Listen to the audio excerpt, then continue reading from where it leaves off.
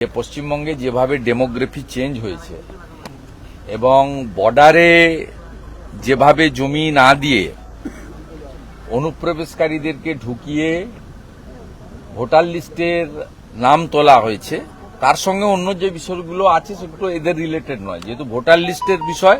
এবং গত কয়েকদিন ধরে বেঙ্গল মিডিয়া পোর্টাল এবং ন্যাশনাল মিডিয়া এবং ভীষণ অনেকগুলো সোশ্যাল মিডিয়াতে যেভাবে প্রত্যক্ষ প্রমাণ আসছে যে বর্ডারে যেভাবে লাখ লাখ পলায়ন এবং তাদের যে বাইটগুলো আপনারা দেখাচ্ছেন, কেউ বলছে 3 বার ভোট দিয়েছি, কেউ বলছে 2 বার ভোট দিয়েছি, এবং কেউ বলছে আমার খুলনা বাড়ি, কেউ বলছে সাতক্ষীরা বাড়ি, কেউ বলছে রাজশাহী বাড়ি, কেউ বলছে চাঁপাই নবাবগঞ্জ বাড়ি, কেউ বলছে দিনাজপুর বাড়ি, কেউ বলছে পঞ্চগড় বাড়ি। এই যে একেবারে এর থেকে বড় তো প্রমাণ নেই। হ্যাঁ, সামাজিক প্রকল্প থেকে শুরু করে সমস্ত ভোট দিয়েছে। লক্ষ্মীর ভান্ডার কেন পাচ্ছে তার উত্তর মমতা ব্যানার্জিকে দিতে হবে। তার উত্তর তো জ্ঞানেশ ভারতী বা মনোজ আগরওয়াল দেবে না, আমরা চাইবও না। ভোট দিচ্ছে বলছে 2 বার 3 বার করে। আমরা সেই বিষয়ে ডেমোগ্রাফি চেঞ্জের একটা পুরো ম্যাপ পয়েন্ট করে আমরা এখানে জ্ঞানেশ ভারতীকে দেখিয়েছি যে কিভাবে দেশের সর্বনাশ এই মমতা ব্যানার্জির নেতৃত্বে তার প্রশাসন কিভাবে পশ্চিমবাংলার ডেমোগ্রাফি বদলে দিয়েছে। আপনি তো ট্রু ইন্ডিয়ান, যে দলই করেন, যে ধর্মই মানেন না, আপনি আপনার দেশের এই সর্বনাশটা চান। এটা করেছে মমতা বন্দ্যোপাধ্যায় এবং তার প্রশাসন। আমরা বলেছি যে এদের নাম কাটতে হবে, সাথে সাথে হিন্দু শরণার্থী এদের নাম তোলার ব্যবস্থা রাখতে হবে।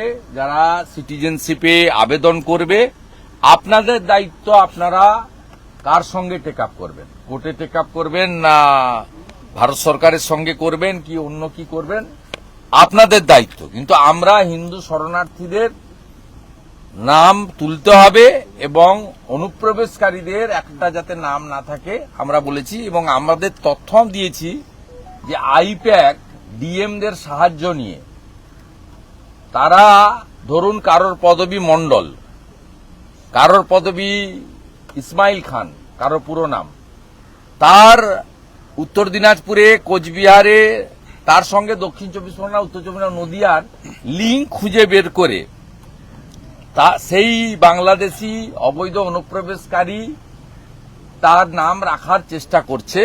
আমরা কিছু তথ্য অভিযোগ সুনির্দিষ্টভাবে দিয়েছি এবং এই কাজে বিএলওদেরকে বাধ্য করছেন একটা শ্রেণীর বিডিও, মানে এইআরও এবং ডিএমরা।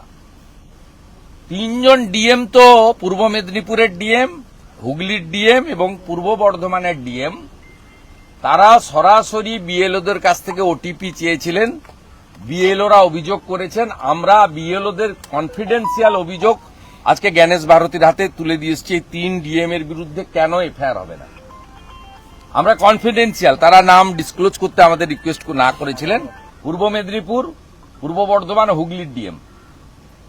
আমরা দ্বিতীয় পয়েন্টে বলেছি যে এখানে আমাদের মানে ডিও পদমর্যাদার নয়, অনেক সিনিয়র হয়ে গেছে, সেই রকম লোক বিজয় ভারতী থেকে শুরু করে আয়েশা রানী গোটা ভারতবর্ষে কোথাও নেই, তাদেরকে এখনো ডিও হিসেবে রেখেছে। এটাতে ইলেকশন কমিশন তার অযোগ্যতা প্রমাণ করছে বলে আমরা ওনাদেরকেই বলেছি যে আপনি গোটা ভারতবর্ষে একই নিয়ম, পশ্চিমবঙ্গে কেন এটা মানছেন আপনি। উনি বলেছেন যে সিরিয়াস অ্যাকশন নেব। আমরা বলেছি আপনাকে রাজ্য সরকার থেকে ডেপুটেশনে লোক নিতে হবে। কে বলেছে? আপনি সেন্ট্রাল গভর্নমেন্টের এমপ্লয়ি ডেপুটেশনে নিতে পারেন। বলছে আমরা 3 জন পাঠিয়েছি আইটি থেকে, দিল্লি থেকে। আমরা বলেছি রাজ্য সরকার নন কোঅপারেশন করছে যখন, আপনি সেন্ট্রাল গভর্নমেন্টের অফিসারদেরকে ডেপুটেশনে নিয়ে সিও অফিসকে ক্লিয়ার করুন। কারণ সিও অফিসে অরুণ প্রসাদ বলে একজন অফিসারকে আপনারা দিয়েছেন, যিনি মনোজ পন্থের ফোন থেকে ফেস টাইমে মমতা ব্যানার্জির সঙ্গে ডেলি কথা বলছে। আমার কাছে ডকুমেন্ট প্রমাণ আছে। আমি যেদিন মিট করেছিলাম সেদিন মনোজ আগরওয়াল এবং আমি জগন্নাথ চ্যাটার্জি সঞ্জয় সিং মিট করেছিলাম, সেদিন পানিক্কর ছিলেন, হরিশঙ্কর পানিক্কর এবং সিও।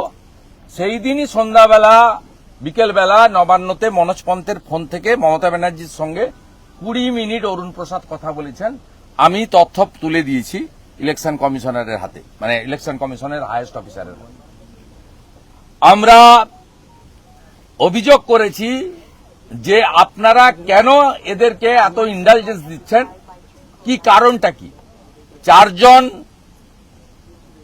ডেপুটি ম্যাজিস্ট্রেট পর্যায়ের লোককে সাসপেন্ড করতে বাধ্য হলো, কিন্তু তাদের বিরুদ্ধে এফআইআর হলো না কেন? পরবর্তীকালে রাজারহাট নিউ টাউন এবং নন্দকুমারের, রাজারহাট গোপালপুর এবং নন্দকুমারের আরো 2 জনের বিরুদ্ধে সেম অভিযোগ থাকা সত্ত্বেও সাসপেন্ডও হলো না, এফআইআর হলো না কেন? কারণ জানতে চেয়েছি। আমরা অভিযোগ করেছি 5700 বিএলওর ব্যাপারে আপনাদের 1.1 থেকে 1.54 গাইডলাইন ভায়োলেশন হয়েছে। মাত্র 300 আমাদের প্রপোজাল অ্যাডজাস্ট হয়েছে। আমাদের বাকি 5400 প্রপোজাল যদি রিজেক্ট হয়ে থাকে, কি কারণে রিজেক্ট করেছেন? Case to case compliance report আমাদের দেওয়া হয়নি কেন? আমরা সবচেয়ে বড় পার্টি, ন্যাশনাল পার্টি, আমাদের কেন দেওয়া হয়নি আপনাদের জানাতে হবে। আমরা বলেছি 2021-এর পোস্টপল ভায়োলেন্স এবং 2024 সালে আপনারা রাজ্য সরকারকে বাধ্য করেছিলেন লোকসভা ভোটের পরে 3 মাস আরো সেন্ট্রাল ফোর্স রাখতে।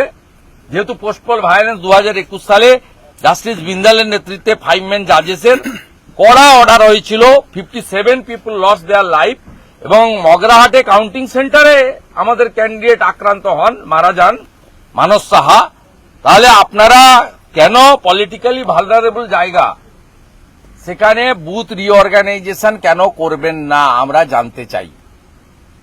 আমরা এই বিষয়গুলো দিয়েছি এবং সম্প্রতি যে বিষয়গুলো আমরা তুলে ধরেছি, বিএলওদের একটা বড় অংশ অত্যন্ত অনেস্টির সঙ্গে কাজ করছেন, কিন্তু এ সেকশন অফ বিএলওস তারা নয় প্রেসারে নয় পলিটিক্যাল আনুগত্যে বা কিছু চাওয়া পাওয়ার লোভে তারা তৃণমূল কংগ্রেসকে এবং আইপ্যাকের সঙ্গে মিলে কাজ করছে।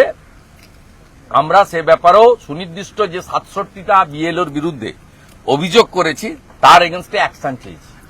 কেন এখনো অ্যাকশন হবে না? বিহারে যদি 55 জন জেলে থাকতে পারে, 432 জনের নামে এফআইআর হতে পারে, আমাদের 67 জন বিএলওর নামে সংখ্যাটা খুবই ছোট। ম্যাক্সিমাম বিএলও অনেস্টি নিয়ে কাজ করছেন। আবার রিপিট করছি, তারাই আমাদের ইনফরমেশন দিচ্ছেন, তারা বাঁচতে চাইছেন এবং মমতা বন্দ্যোপাধ্যায় বিএলওদের উপর নির্যাতন করছেন। কেন ইলেকশন কমিশন চুপ করে বসে দেখছে? সংবিধানে 324 থেকে 329 ফুল পাওয়ার দিয়ে গেছে। আপনারা রেমুনারেশন বাড়িয়েছেন, ফিনান্সে ফাইল পড়ে আছে, বিএলওরা এনহেন্স রেমুনারেশন পাননি। বিহার সরকার 4 মাসের জন্য 1000 ডাটা এন্ট্রি অপারেটর দিয়েছেন। অন্য স্টেটগুলো আমি জিজ্ঞেস করলাম কেমন চলছে, বলল no complain, all state government are cooperating with us, পুরো সহযোগিতা করছে, অনলি দিস বেঙ্গল। আমাদের বক্তব্য 1000 ডাটা এন্ট্রি অপারেটর 4 মাসের জন্য নিয়োগ, এসআইআর প্রায় শেষ হতে যাচ্ছে, 4 December is knocking the door, কিন্তু এখনো পর্যন্ত ফিনান্সে ফাইল ফেলে রেখেছে। কি সাহসে? সাংবিধানিক বডিকে সাহায্য করতে এরা বাধ্য। এরকম হাজারো অভিযোগ আছে। বাকি ডিটেলস মিস্টার শিশির বাজোরিয়া, মিস্টার জগন্নাথ চ্যাটার্জি তারা মিডিয়া গ্রুপে দিয়ে দেবেন, সেখান থেকে বাকিটা কালেক্ট করে নেবেন। আমরা ওভারঅল মিটিং করেছি, আমরা মিটিং এ স্যাটিসফাইড বলবো না, আমরা অ্যাকশন চাই, উই ওয়ান্ট অ্যাকশন। গতকালকে আমরা লফুল কথা বলেছি, আমরা ওনাদের পাওয়ার কেন এক্সারসাইজ হচ্ছে না বলেছি, ডকুমেন্ট এভিডেন্সের উপরে বলেছি। আমরা এবারে ছাড়বো না, পশ্চিমবঙ্গে মমতা ব্যানার্জিকে কিছু বেআইনি কাজ করতে দেব না, দশকর্মা ভান্ডার বানাতে দেব না। চিঠি দিয়েছে, তার চিঠির উত্তর বিরোধী দলনেতা দিয়ে দিয়েছে।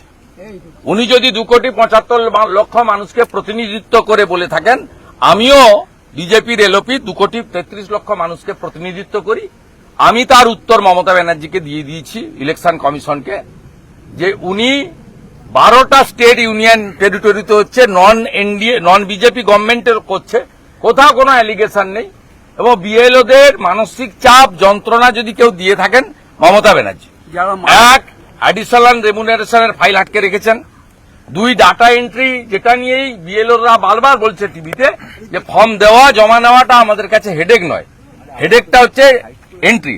তা এর জন্য তো মমতা ব্যানার্জি দায়ী, কারণ তিনি 1000 ডাটা এন্ট্রি অপারেটর দেননি, ফাইল ফিনান্সে 2 মাস হলো পড়ে আছে, কিন্তু দায়ী মমতা বন্দ্যোপাধ্যায়।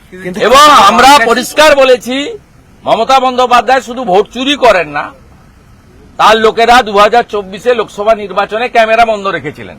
7 দফাতে প্রত্যেক দফায় 4000 করে ক্যামেরা বন্ধ রেখে মৃত ভুয়া ভোটার ভোট দিয়েছেন। 7 দফার সুযোগ নিয়ে মালদায় যে ভোট দিয়েছে, কোচবিহারে সে ভোট দিয়েছে, কোচবিহারে যে ভোট দিয়েছে, কলকাতায় সে ভোট দিয়েছে, সে আবার ডায়মন্ড হারবারে গিয়ে ভোট দিয়েছে। কালকের চিঠিতে মমতা ব্যানার্জি লিখেছেন মমতা ব্যানার্জি চিঠির উত্তর এলওপি দিয়ে দিয়েছে। মমতা ব্যানার্জিকে নিয়ে এত কথা বলার কোনো দরকার নেই। ডিজিটাইজেশনে সার্ভার ডাউন যাচ্ছে। উনি না ডাউন যাচ্ছে কেন তার উত্তর টেকনিক্যাল লোকরা বলবে।